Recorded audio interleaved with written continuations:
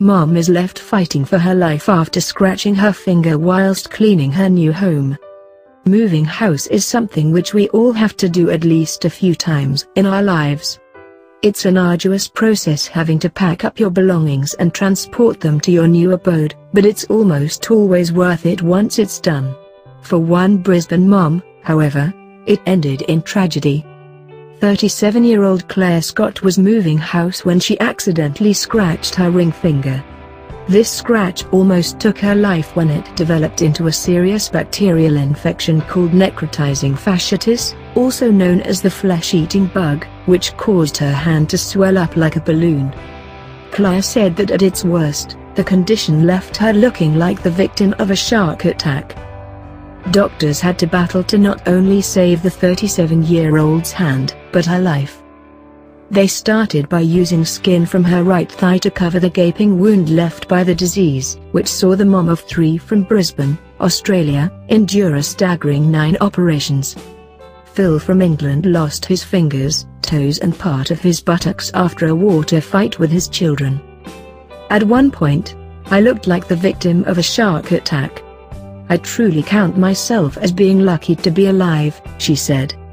Clare revealed that her ordeal began on May 20th last year when she and her husband Alistair, 36, moved into their new house.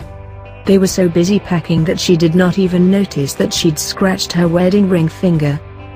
I noticed a small pain, but I had been doing a lot of moving and washing up, so I thought I must have caught it on something, but it was nothing serious, she said. I had children to organize and a house to unpack, so I was just keen on getting on with it. However, by the early evening of May 20th, she realized that something was wrong when her finger was swollen and red. It was then that Alistair decided to call a doctor. On arrival at their home, she said that it was infected and told the 37-year-old to go to the emergency room. When the doctor arrived at around 5 p.m., she said it looked like it was infected and that I needed to go to A&E at our local hospital, she said. Still assuming that it was not as serious as it was, Clare took a cab to a nearby private hospital while Alistair stayed at home with their children waiting for a grocery order. At the hospital, she was then given intravenous antibiotics. My whole hand had swollen up and the pain and feeling of pressure was spreading up my arm, Clare recalled. But still I didn't think it was serious. I insisted Alistair and the kids wait for the shop at home, before coming to collect me later. Doctors then informed the mom of 3 that she would have to stay in the hospital overnight, but she assumed that she would get home the next day. That night, she woke up screaming. My hand and arm looked like a balloon had been blown up. They were getting bigger and bigger.